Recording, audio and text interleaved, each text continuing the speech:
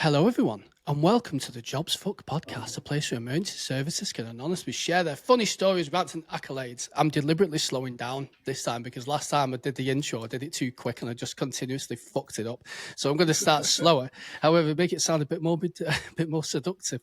Remember, you power this mission to make emergency services workers feel heard. This is Midnight Radio with Jade Cameron. How are you doing? And feel less alone. If people are still actually listening by this point, it'll be actually brilliant. If you have a story to tell, you can email in at jobpod25@gmail.com or send me a message or voice notes on Instagram, the Jobs Fuck Podcast or Jay Dartmoor. So this week's podcast is going to be actually a little bit different. So I am joined by a wonderful, wonderful guest and the author of The Job, Living the Dream, Jade Cameron. However, Jade does wish to keep her identity anonymous. So very different for this time. However, I'm sure we'll have a fantastic time. We'll all have a good time. So Jade, if you just want to say hello. Hi, thank you for having me on the podcast.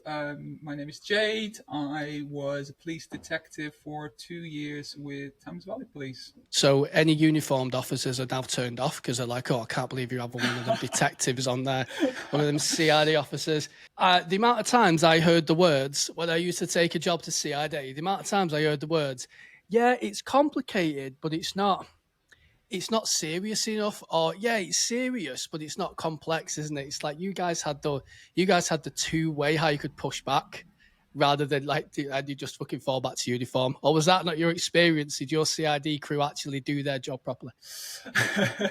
So I think I moved around quite a few different departments, and I think every single department that I've been in, they try to fob up jobs sometimes to other departments saying, oh, no, it doesn't fit our criteria, it doesn't fit this criteria, that criteria. I think, unfortunately, Uniform Branch was the only branch that couldn't quite do that.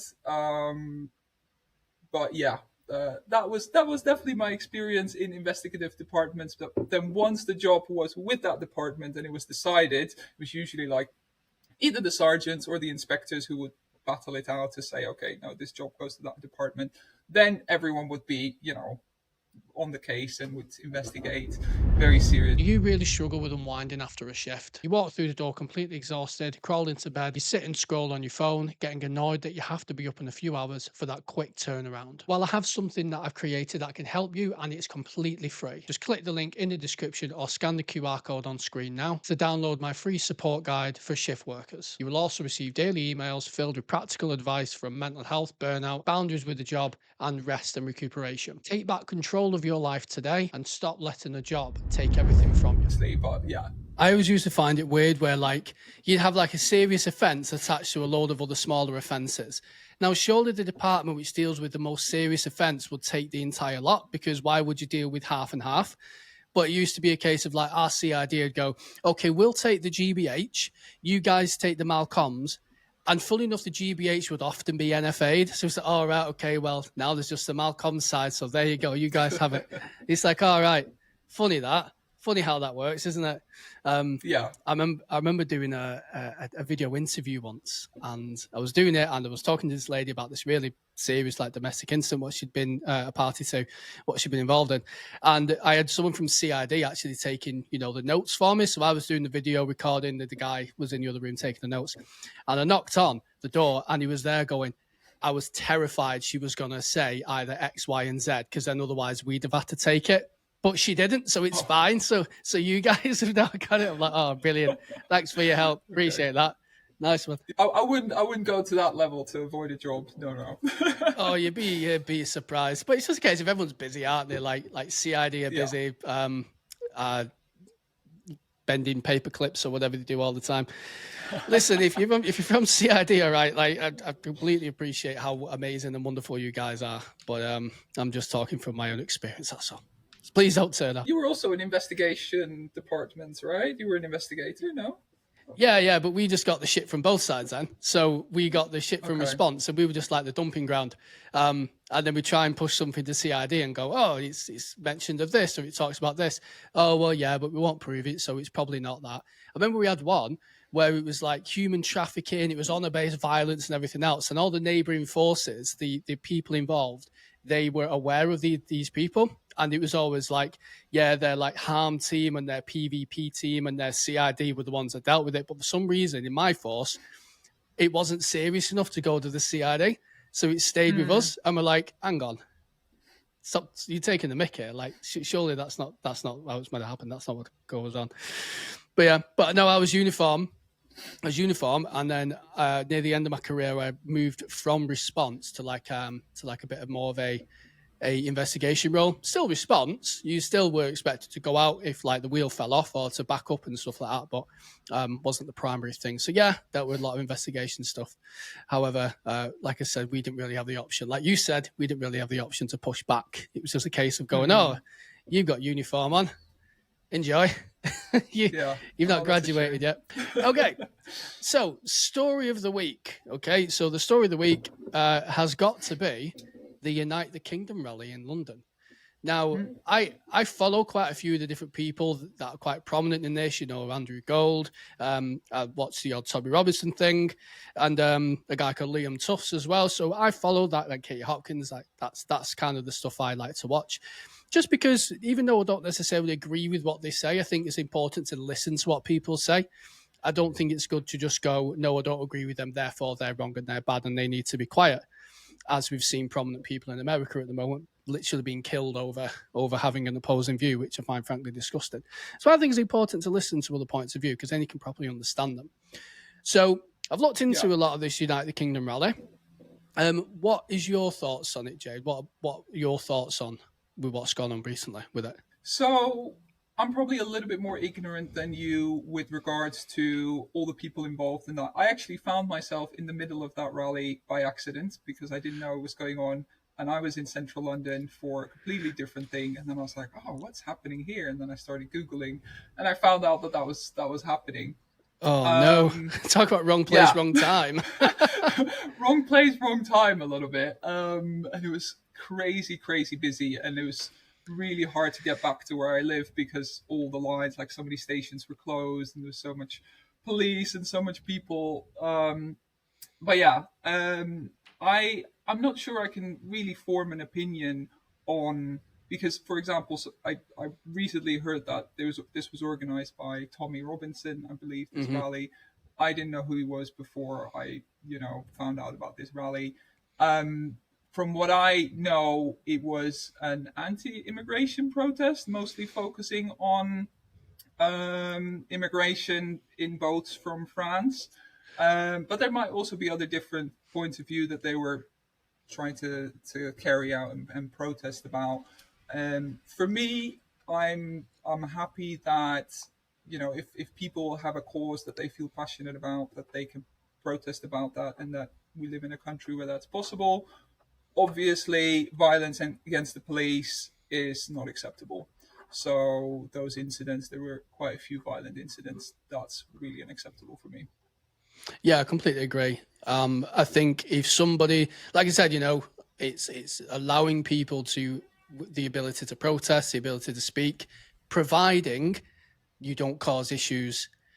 The only issue with that is if say there was 100,000 people at that rally, if 1 in 100 people or 1 in 1,000 people are there for the wrong reasons, or they've had too much to drink, or somebody pushes, more reactive people, all what'll happen is it's a powder keg waiting to go off, isn't it? And all it takes is, I think I saw what the police were saying is that most of the violence happened when people would try to get into restricted areas, what they weren't allowed to go into, or there'd also be counter protests there. So you've got counter protests and the rally antagonizing each other, mob mentality, people drinking, people getting all hyped up. There's anonymity there as well. Somebody throws a bottle, someone else, and the cops are the ones in the middle of it. You've got to try and stop it. I know there was people from my old force that got drafted. There were people from all sorts of different forces. I think there was a couple of thousand cops in total what got drafted to go and support. And from what I've seen, I think it was 26 cops got injured, which is awful. And some of them had like teeth knocked out and everything else. And I mean, I espouse anybody who wants to go to these things and assault the police. The police are there to make sure everyone's safe, aren't they now? But of course, the cops can be targeted because they're seen as like a two-tier policing. Why you're not arresting that bloke over there? Why you want attacking us? And unfortunately, it does happen. But I mean, similar to yourself, mate. I think everyone should have the right to protest and really say what they like. Not absolutist, but say what they like, or at least go and demonstrate how they're feeling politically, providing, like you said, there's no absolute chaos as a result of it. Yeah. So yeah, that's my kind of thoughts. And I just hope that, the cops no doubt would have been there for probably 14, 16-hour shifts, barely would have been able to have a drink or have a rest. And I imagine it must have been extremely stressful. And if any officers listening to this were there, I would love to hear what it was like actually on the front line dealing with that. Because if it's disgusting if anyone was assaulted, that shouldn't happen. You're there to keep the peace. You're not there to antagonize. And I saw one video actually. It was some drunk guy outside of a pub, and he's walking up. There's a PSU line, and he keeps walking up to the cops, and he's there giving the cops shit. And what the cop just pushes him away and says, basically, "Fuck off, go away." And then it's like, oh, you can't push people, you can't do this, you can't do that. And needless to say, the caption on the video was police officer assaults old man and all this crap. It's just typical. You can't win. You can't win. And it's a thankless job, but it's a very important job. So any officers that were there, by all means, if you were there, give us an email in or message in, because I want to know what it was like. Yeah, me too. It sounds like a very intense day and a lot of rest days cancelled potentially. Yeah, that'd be shit, wouldn't it? Say if you do like the 6 on 4 off, and like 2 of your days are taken, so you do your 6 days, and like you have to go in on your last on your first rest day or second rest day to go on police ties. Yeah. I don't know the whole cancelling rest days thing. I think it's not fair that. I never liked having rest days cancelled. And that's the issue why I never went and did PSU, actually. I never did my PSU because I like being at home too much. I don't like getting cancelled and stuff. But did you do the direct to detective sort of thing? Yes, I did. The fast track detective scheme, which is now going to make me even more unpopular potentially, because I know Brilliant. A lot of police officers disagreed with that, and I can kind of understand why. But that was the program that I was on. Yes. So I don't know much about it. I had a friend who joined the police under that scheme, but he left after about a year, so I didn't really get to talk to him that much about it. So why do cops, in your opinion, why do cops have like an argument against fast track detectives? From what I got is because the fast track detectives never spend much time in uniform on response, and a lot of officers felt that was either unfair or not the right approach, because then you don't get a lot of exposure to sort of the on the ground, more hands-on policing, responding to 999 calls, etc. And I do really get that argument. From the other side, I think that scheme was set up because a lot of response officers didn't want to go into investigative roles, and that's why they decided to recruit directly into that from the outside. So yeah, I think that's kind of the situation. Every fast track scheme, I think there's a national one from police now, which is the same in every force. And then, for example, Thames Valley had their own one. So I think every force has potentially a slightly different version of their fast track scheme, and then they change it all the time as well. The scheme is now very different from when I joined, so yeah. As normally is the case, because then somebody goes, oh, we can change it this way and make it slightly different and give me a promotion off the back of it. And often it doesn't work better, reinventing the wheel. Well, I heard a guy told me once, he said the fastest way to get promoted is to reinvent the wheel. Find something that's already working and tweak it slightly, and then claim it's your new idea. I actually had a superintendent do that once. Someone gave one over to him. He had like one of these discussion meeting things where they all talk about new ideas and how we can change things. And someone came up with a really good idea, and the superintendent went, yeah, that sounds really good, but what I'm going to do is I'm going to change the name of it slightly, because then now it's my idea, and now I'll get the credit for it. Just blatantly, thanks for that. Wow. That's going to get me a star on my shoulder, that mate. Appreciate it. A pip. It's like, you bastard. That's insane. But I know. I can understand the argument when it comes to the whole thing of, well, you haven't cut your teeth on response, therefore, why do you now get to go into thingy roles? But some people aren't necessarily the best at working the shifts and dealing with response. Like, I knew a detective who was a cracker detective, really, really good, and she hated response. She could not wait to get off it. But she made a really, really good detective. So one of the arguments in favor of the fast track detective is that, yeah, you do a little bit on response but you're more naturally geared to be an investigator. Now, if you did it the conventional way, you might leave because you don't like response and you don't like the frontline policing and never get to be an investigator. Yeah. So I can see the arguments on both sides there. But then there is an argument that one would make a better detective if they know what it's like on the front line and what the cops on the ground have to deal with. So I get both sides. Yeah, I do as well. And it was a shame that in my phase when I joined, they were still also in this mindset of everyone that joins the police needs to do a professional diploma at university. So I was forced into that, unfortunately. I had to do that alongside my police work, which is very painful. What I had to do was I didn't join via like the degree entry. I joined via, the old fashioned way where it's just like the interview and the assessment centre, like the Yipple Dip. So I joined that way, but I still had a massive like portfolio to sort out, and it took forever to do, but I wasn't then expected to do work outside of work, whereas a lot of the people doing the degree, you're doing a full degree program with exams and essays and everything else, while still working as a cop doing shifts and everything else and training to do that. So the amount of stress people get put under, you're tripling your workload, aren't you? Is that why you walked away in the end?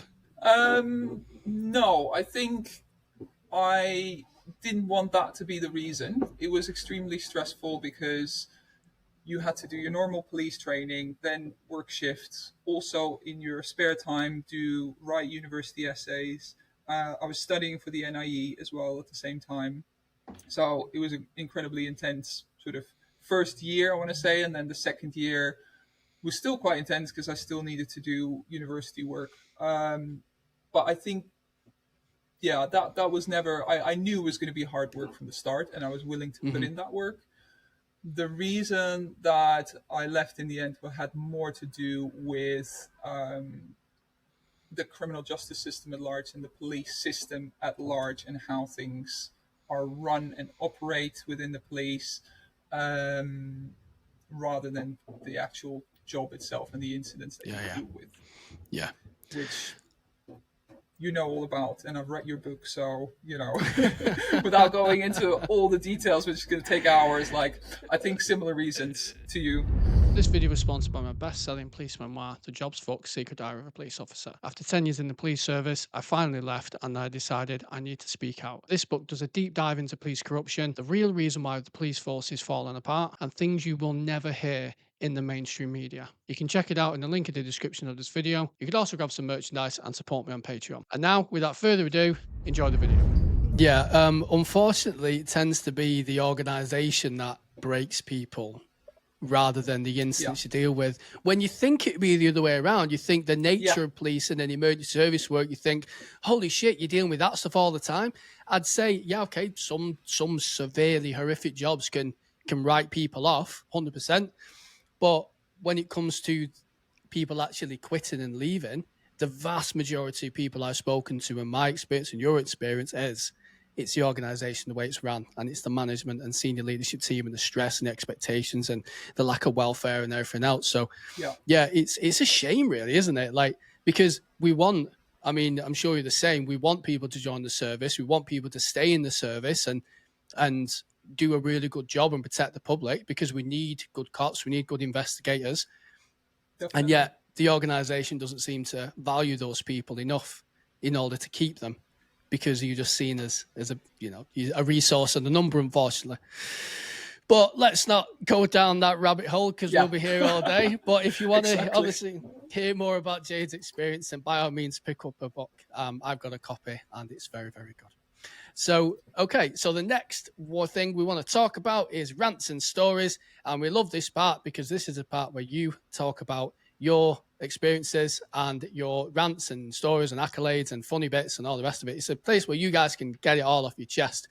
So if you do have a story, you can message in. It's all anonymous. It's at the Jobs Fuck Podcast on Instagram, or email thejobpod25@gmail.com, or the links to that are in the description. So I had a message from someone in Ireland, actually. So, shout out to Big Island. Shout out to Belfast here. Cops in Belfast. So I'll give you an insight into policing in Belfast. And this ties in quite well, actually, to what we was just talking about with senior leaderships. A few weeks ago, a chief of a station in Belfast locked away the tables and chairs in the canteen due to the mess in the room, forcing constables to have their breaks on blankets on the floor. The disconnect between the bottom and the top is mind-boggling. Wow. That is insane. Taking away people's chairs and tables so they can eat off because you thought that you would teach them a lesson because it was dirty. How is that okay? Yeah, it feels also like quite disrespectful, doesn't it? Also, I really wonder whether that guy was also sitting, or a woman, I don't know, was also sitting on a blanket having their lunch, or whether they were still in their office on a chair and a table. As in the person that wrote it in, or the chief? Yeah, the chief. The chief wouldn't have sat down. Did the chief have got their food and gone back to their desk, or gone back to their senior leadership team little canteen they've got, which is filled with, I believe they actually sit on the bones of ex-constables, and they have a chalice. They have a chalice of constables' tears. That's what I think. The elixir of pain. If that chief officer was also sitting down in the canteen on a blanket, I could have supported it a little bit more.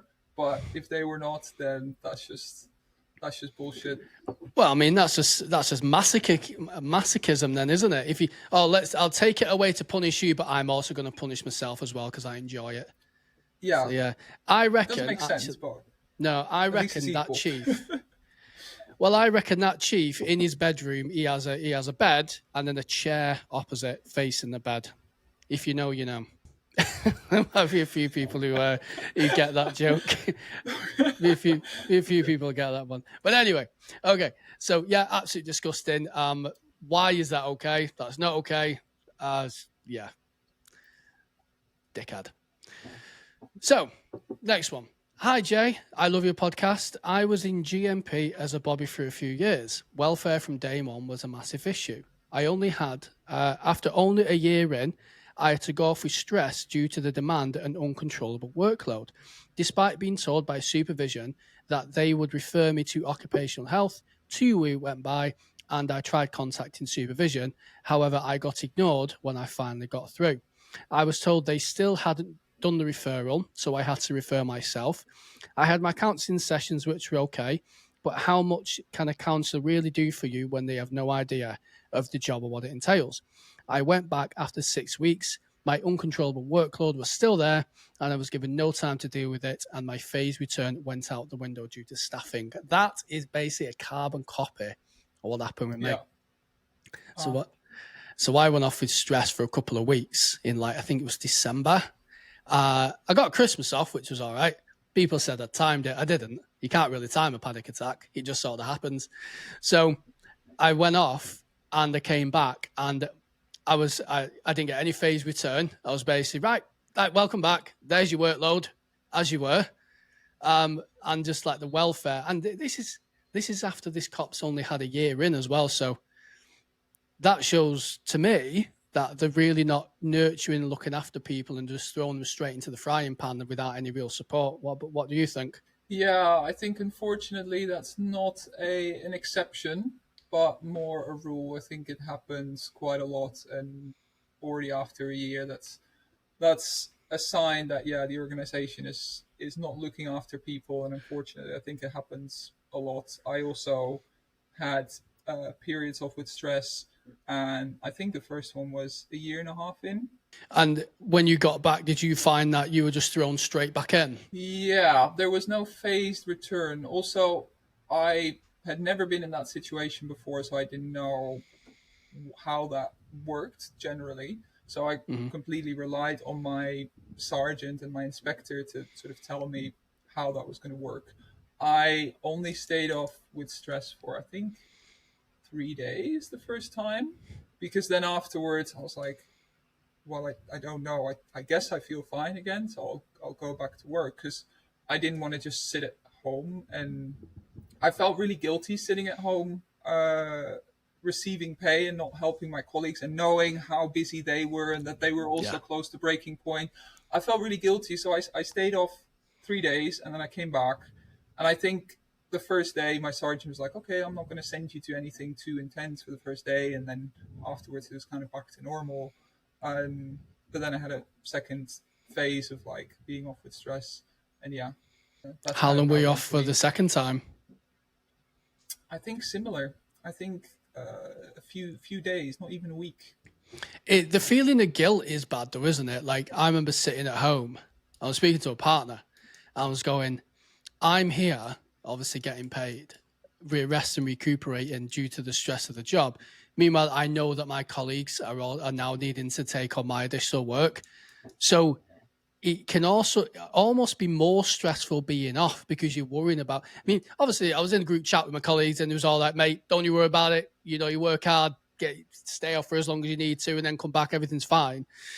But you still don't want to have to put on other people based off how the job has made you. And like this officer's saying, by the sounds of it, they didn't, they got thrown into the frying pan, and they were told that their support would be put in place, and then clearly there was no support there, and to the point where this person actually had to help themselves. And I think sometimes we have to just accept, when it comes to the job can help, but sometimes they won't for whatever reason. So you've got to learn kind of how to regulate yourself, de-stress yourself. Like before we got talking, you told me that you did a lot of kickboxing to get that stress out. I did a lot of running. So it's finding your own kind of coping mechanisms as well. And I think sometimes we just have to learn how to take care of ourselves as much as we can. And I think it's also important as well to know, like, it is just a job. And if it gets to the point where you're getting really ill as a result of the job you're doing and nothing's changing, there are other options out there. You know, I left the job, I'm doing okay. You've left the job, you've got a new job, new career, and you're now pursuing your creative endeavors with your book and your other work as well. It's okay to say, you know what, I've done my best. I'm going to step away. I'm going to try something else. But ideally, we don't want people getting to that point, and certainly not through the lack of support from the organization rather than the job itself, which, like you said, breaks people. Yeah, exactly. And I also want to, reaffirm that message, because in the police there seems to be an attitude that it's going to be really hard when you leave the police, and there's not going to be other jobs out there. And my experience has been different, and I think as a police officer, you have so many skills that you can apply in so many different contexts. If you want to do something else, if you want to leave, then I think that's very possible. When I left, I walked into a job which paid me the same amount of money, and I worked from home as well. So I managed to work remotely, and it was, I ended up leaving that to then pursue what I'm doing now full time. But it was a nice placeholder until I managed to kind of figure everything out. And it was so weird going from a ranked structure organization like the police to then walking into like a civilian job. It did take a bit of adjustments, because I was talking to my manager, like I was going, "I am mom," and she's like, "What are you calling me mom for?" I was like, "Oh, sorry." 10 years of habits. It just, old habits die hard, unfortunately. She's like, "You can keep calling me mom if you like. I kind of like it." I'm like, "No, it's a bit weird now you've said that." But it is possible. Like we said, ideally, we don't want people to get to that point. We want good people to stay in the police and good people to stay in the services, but the organisation clearly needs to treat people better. Okay. There's another one here. So in briefing, it has gotten to the point where every briefing was about figures and statistics. Lord knows we love statistics. They even started displaying individual performances to the teams and displayed our body-worn video. This was degrading and humiliating. We were constantly told that there wasn't enough stop searches and not enough arrests. One sergeant made reference to, even if an old lady with a handbag, even if an old lady with a bag of shopping is walking in a known drug dealing area, just stop her. And I was like, what the fuck? Tell me that's ethical. Tell me giving that impression and that message to cops is ethical to do that, or to boost a figure for someone else to get promoted on. How is that okay? Yeah, it's not, and it's crazy, isn't it? And showing people's body worn, why would they do that? That is very that's not nice, is it? That's wrong. No, that's wrong. I'm surprised every time they focus on stop and search as a statistic, because stop and search is such a controversial thing that creates so much community tensions. Why would you push that even further to say, oh, we need more stop searches, we need to even randomly stop search elderly ladies? Like, why would they do that? It's just very counterproductive, I think. Yeah, if you want to improve community, if you want to improve the community, respect for the police and faith in the police, you don't want to then start over penalising the and plus a lot of officers are single crewed as well.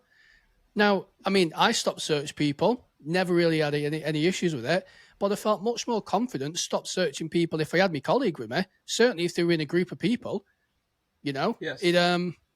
It's so if they're saying we want more stop searches, we'll give the officers the resources and support to then be able to do that. And if you stop searching people, that means you kind of have to have time to be proactive. Now, a lot of cops tell me they don't have time to be proactive because they're too busy with calls and workloads. So you can't have it all. Do you want to clear the list? Do you want me to clear my workload? Or do you want two of us to go out and stop search people if we have the grounds to do so? We can't do it all. So I can, but they're playing the body one. They're playing the body one video. That's not all right. Yeah, that's not okay. I actually, someone that I know messaged me the other day and said what our force has now done is they started grading officers. So green, amber, and red. And if you're hitting the right targets, you're on green. If you're kind of below, you're on amber. And if you're really in trouble, you're on red, and you're going to be putting like an action plan. Like, I've never heard of that. Have you heard of that before? I have not heard of it. I can say that in TVP, Thames Valley, in the uniform division, they were very focused on number of arrests, I think, and then stop searches and victim contact contracts, VCCs. With I think the last one being the most important one, where they were on it like hawks. And if you had less than 100% on that, you were in trouble. I kind of agree with that, because if you're dealing with someone's incident, even if there is no update, that person still wants to know that you've not forgotten about them. And they want a point of contact rather than needing to keep ringing up like 101 and stuff. So I do get that one a little bit more than going out and arresting people because you are going to move from green to amber and you're going to be in the shit.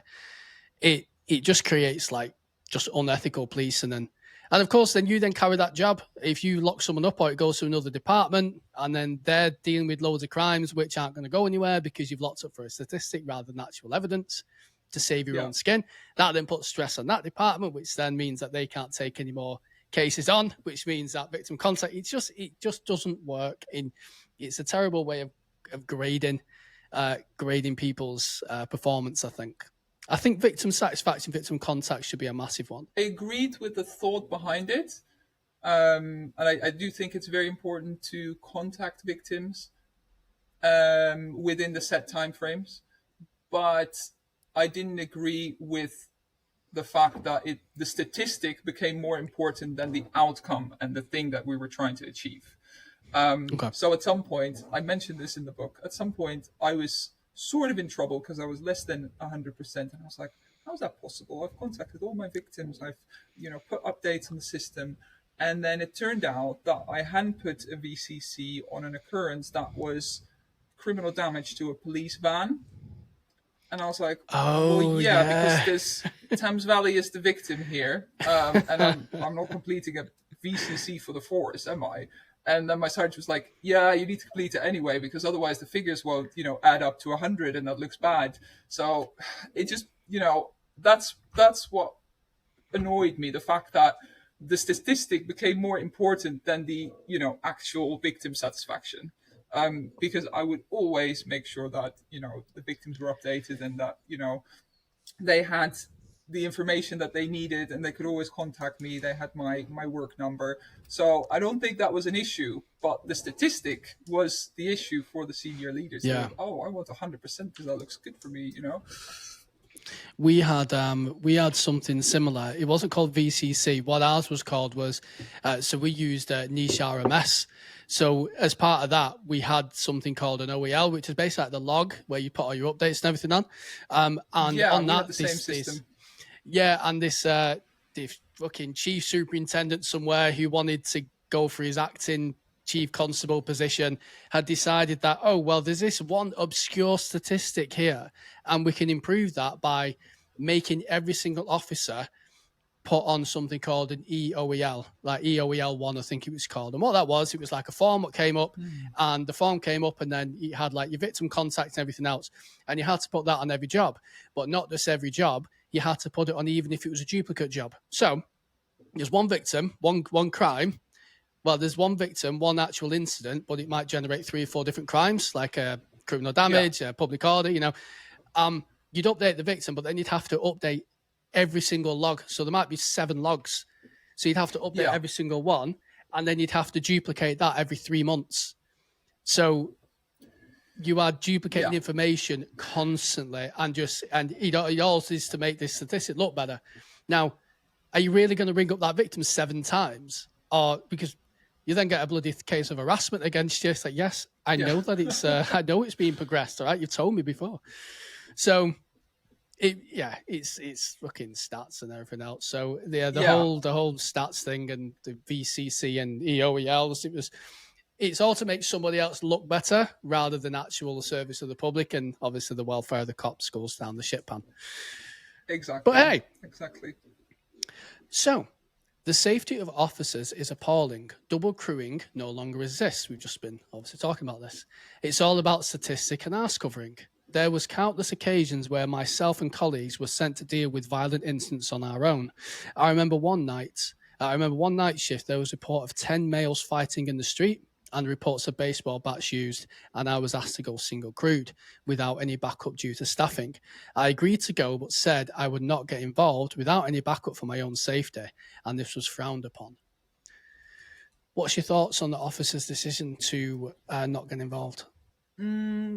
I think that is a personal decision you have to make based on the incident and what you see in front of you.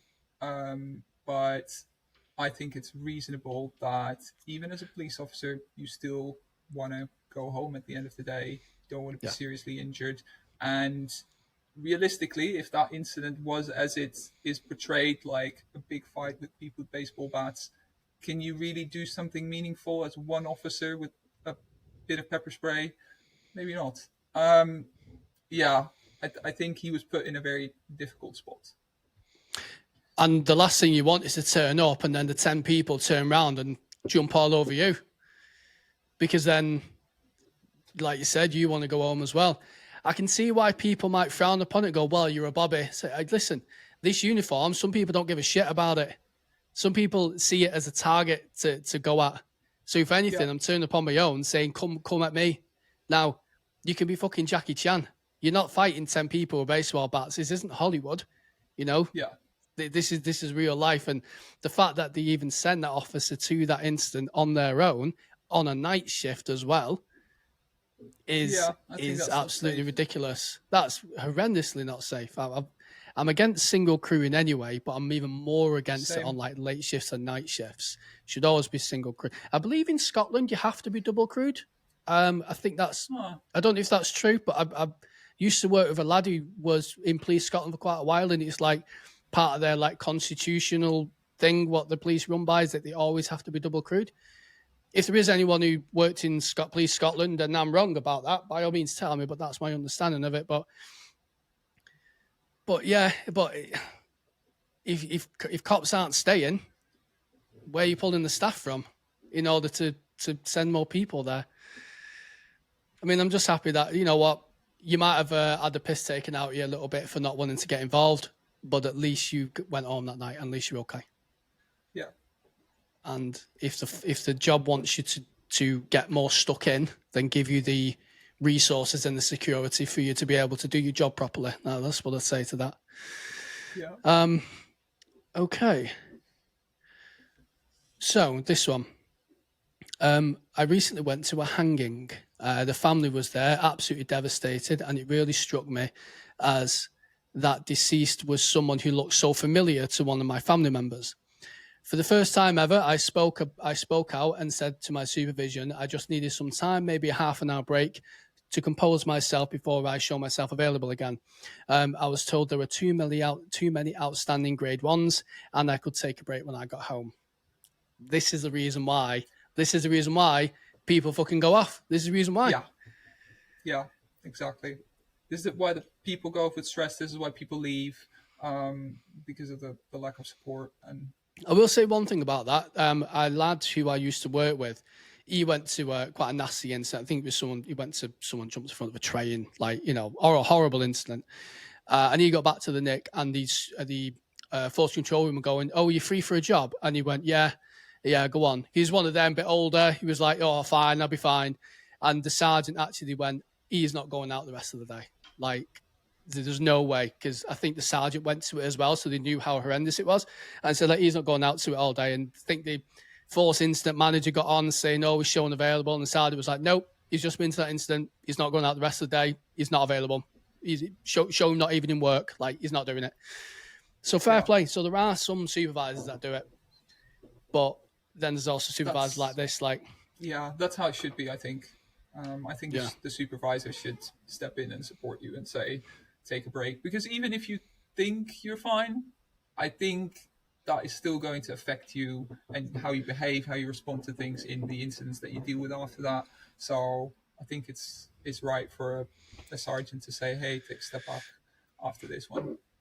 Yeah, you're not going to be. You won't have fully sank in, will it? Like, when I've been to instances like that, when I've been to hangings, there was one that bothered me a little bit. I've been to a couple, but there was one that kind of bothered me, and it wasn't until probably a few days later it really started to weigh on my mind. And to be fair, I went to my sergeant and I said, "Oh, I keep thinking about that job," and he just went, "Right," and he stood up and he took me into the back office, and we just had a chat for half an hour. Put his radio in the other room. He said, "Show me is unavailable," like so, and it was fine. And honestly, after that, I've been absolutely fine. Being able to speak to supervisor properly about it and on a level, it was really useful. We need more of that. We need more supervisors who are actually leaders and who want to look after staff rather than, okay, yeah, but how does this make me look to my supervisors for my career prospects? Because if you don't look after your staff, well, then you've no one to manage, have you? So you've no one to, like, I mean, don't like that. Don't like that at all. No. But so this next one, a bit of a lighter story. We've had a couple of heavy ones, which is the nature of what we deal with and the nature of the things people send in. You know, by all means, keep sending them in, guys. So this one is from a CSI, like a CSI examiner, you know, crime scene investigators. We've had it before where me and a colleague have attended to examine a vehicle that has been stolen and recovered for a CSI exam. We completed the examinations, which involved taking off the false VRM plates for fingerprint treatment at the lab. I took them off and my colleague told me to place them onto the bonnet of our CSI vehicle for now.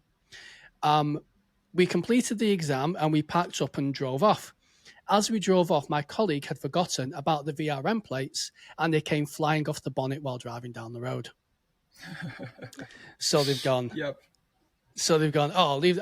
I know people that have done that with their. So we used to have little like computers, little tablets, like an iPad with a keyboard, and you take it around with you. The amount of people I've known who have left their the tablet on the top of the car, and then they drove off, and they've either ran over it, or it's been smashed, or fucking driving on the blue light and it's gone flying off. I think I remember. We didn't do a blue light run, but the lad I was with, somehow he put it on top of his car, and he managed to drive to where we were going, and it had somehow stayed on the top. And he got out and he was like, Jesus, that was lucky. Because that's cakes. Definitely. The best one I ever did was I was in the custody van and dropped someone off at custody. Anyway, I'm driving down dual carriageway, It's this car flashing me like mad. I'm like, what's he flashing me for? I'm not speeding. I'm not like, I can't see anything going wrong. So I was like, right, okay, whatever. Got back to the station, drove through the entire town centre, in traffic and everything else, entire town centre, before I realised. Got back to the Nick and I'd left the back door open with the cell door open. I didn't even realise. So I've had loads of people message me going, your prisoners jumped out, or like, where's the guy that was in the back of it? And so it happens to all of us, guys. The most experienced. Has that ever happened to you? You ever left your stuff somewhere you shouldn't have done? Oh, fucked up many times. Let me think. Hang on, you can't keep that quiet.